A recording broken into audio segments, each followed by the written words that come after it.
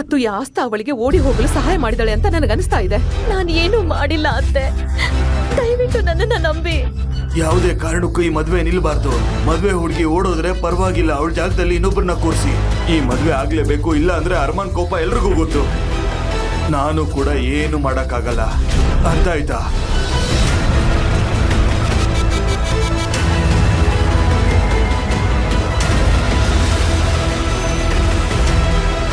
ಅರ್ಮಾನ್ಗೆ ಹುಡುಗಿರು ಅಂದ್ರೆ ಆಗ್ತಾ ಇರ್ಲಿಲ್ಲ. ಅವನ ತಾತ ಹಾರ್ಟ್ ಅಟ್ಯಾಕ್ ನ ನಾಟಕ ಮಾಡಿ ಈ ಮದುವೆಗೆ ಅವನನ್ನ ಒಪ್ಸಿದ್ರು. ಈಗ ಹುಡುಗಿ ಓಡಿ ಹೋಗಿದ್ದಾಳೆ ಅಂತ ಗೊತ್ತಾದ್ರೆ ಅರ್ಮಾನ್ ಯಾವತ್ತೂ ಮದುವೆ ಆಗಲ್ಲ ಅನ್ನೋದು ನಿಶ್ಚಯವಾಗಿತ್ತು.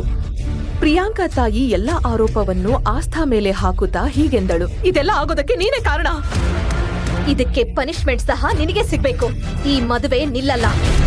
ಈ ಮದುವೆಯ ಮದುಮಗಳು ನೀನೇ, ಗೊತ್ತಾಯ್ತಾ? ಗೊತ್ತಾಯ್ತಾ? ಆಸ್ಥಾಳ ಕಣ್ಣಲ್ಲಿ ಭಯ ಇತ್ತು.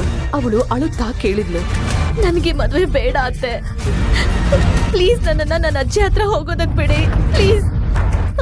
ಪ್ರಿಯಾಂಕಾ ಅಕ್ಕ ಹೇಳ್ತಾ ಇದ್ಲು, ಅವಳು ಬಾಯ್ ಮುಚ್ಚು, ಒಂದು ಮಾತು ಸಹ ಆಡ್ಬೇಡ, ನಾನು ಹೇಳಿದ ಹಾಗೆ ನೀನ್ ಮಾಡ್ಬೇಕು. ಆಸ್ಥಾ ಅತ್ತಳು ಕಿರ್ಚಿದ್ಲು, ಆದ್ರೆ ಯಾರು ಸಹ ಅವಳು ಮಾತನ್ನ ಕೇಳಲಿಲ್ಲ. ಆ ಕ್ಷಣದಲ್ಲಿ ಅದು ಒಬ್ಬ ಹುಡುಗಿಯ ಜೀವನ ಆಗಿರಲಿಲ್ಲ, ಅದು ಸಿಂಘಾನಿಯಾ ಎಂಪೈರ್ ನ ಕಳಂಕರಹಿತ ಗೌರವದ ಬಗ್ಗೆ ಆಗಿತ್ತು. ನೀನ್ ಈ ಮದ್ವೆ ಮಾಡ್ಕೊಳ್ಳೇಬೇಕು, ಇಲ್ಲದಿದ್ರೆ ಅರ್ಮಾನ್ ಸಿಂಘಾನಿಯಾ ನಮ್ಮನ್ನೆಲ್ಲ ಕೊಂದೇ ಬಿಡ್ತಾನೆ. ಆ ಮನುಷ್ಯ ಎಷ್ಟು ಅಪಾಯಕಾರಿ ಅನ್ನೋದು ನಿಂಗೆ ಗೊತ್ತಿಲ್ಲ.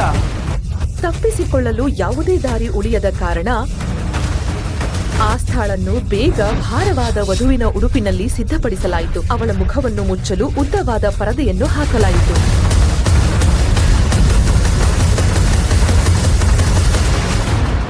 ದಯವಿಟ್ಟು ನಿಮ್ಮ ಕೈಗಳನ್ನ ಮುಂದೆ ಚಾಚಿ.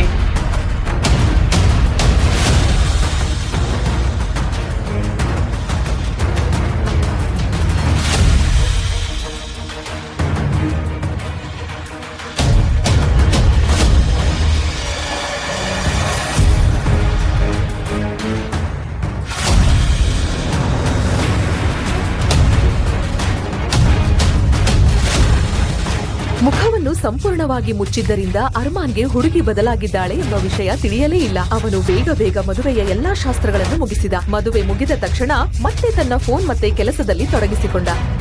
ಸರ್, ಈ ಫೋಲ್ಡರ್ ಅಲ್ಲಿ ಈ ಹುಡುಗಿ ಸಂಪೂರ್ಣ ಇನ್ಫಾರ್ಮೇಶನ್ ಇದೆ. ಇದರ ಮಧ್ಯದಲ್ಲಿ ಅರ್ಮಾನ್ನ ತಾತ ಅಲೋಕ್ ಆಸ್ಥಾಳ ಸಂಪೂರ್ಣ ಬಯೋಡೇಟಾವನ್ನ ತರಿಸಿದ್ದರು. ಅವಳ ಬಗ್ಗೆ ಮತ್ತು ಅವಳ ಮನೆಯವರ ಬಗ್ಗೆ ವಿಷಯವನ್ನು ನೋಡುತ್ತಿದ್ದರು.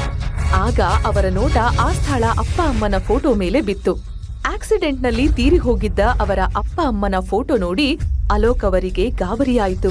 ನಾನು ಫಸ್ಟ್ ಅನ್ಕೋತಾ ಇದ್ದೆ ಒಂದೆರಡು ದಿನ ಆದ್ಮೇಲೆ ಈ ಹುಡುಗಿಗೆ ಡೈವರ್ಸ್ ಕುಡಿಸಿ ಕಳಿಸ್ಬೋದಿತ್ತು ಅಂತ. ಆದ್ರೆ ಇವಳು ತನ್ನ ಇಡೀ ಜೀವನನ ಈ ಅರ್ಮಾನ್ ಹೆಂಡತಿಯಾಗೆ ಕಳಿಬೇಕು. ಮದುವೆ ಮುಗಿದ ಮೇಲೆ ಗಂಡು ಮತ್ತು ಹೆಣ್ಣು ಸಿಂಘಾನಿಯಾ ಮ್ಯಾನ್ಷನ್ಗೆ ತಲುಪಿದರು. ಕಾರ್ ಇಳಿದು ಅರ್ಮಾನ್ ಮನೆ ಒಳಗಡೆ ಹೋಗಲು ಆರಂಭಿಸಿದ. ಅಷ್ಟರಲ್ಲಿ ಅವನ ತಾತ, ಮಗನೇ ಅರ್ಮಾನ್, ಮದುವೆ ಆದ್ಮೇಲೆ ನೀನೊಬ್ನೇ ಮನೆ ಒಳಗಡೆ ಹೋಗ್ಬಾರ್ದು. ನಿನ್ನ ಹೆಂಡತಿಯನ್ನು ಜೊತೆಗೆ ತಗೊಂಡು ಹೋಗ್ಬೇಕು.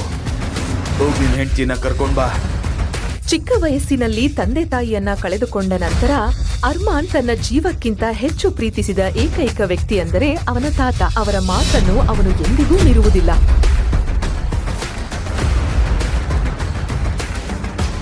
ಸಿಂಘಾನಿಯಾ ಮೆನ್ಷನ್ ಒಳಗಡೆ ಕಾಲಿಡುವುದು ಪ್ರತಿಯೊಬ್ಬ ಹುಡುಗಿಯ ಕನಸು ಅಂತಾರೆ. ಆದ್ರೆ ಆಸ್ಥಾಗೆ ಅದು ಕನಸಿನ ಆರಂಭವಾಗಿರಲಿಲ್ಲ, ಅದು ಅವಳ ನಾಶದ ಬಾಗಿಲವಾಗಿತ್ತು. ಆಸ್ಥಾ ಇನ್ನೂ ತನ್ನ ಪರದೆ ತೆಗೆದಿರಲಿಲ್ಲ, ಆದ್ದರಿಂದ ಅವಳಿಗೆ ಏನು ಸ್ಪಷ್ಟವಾಗಿ ಕಾಣುತ್ತಿರಲಿಲ್ಲ.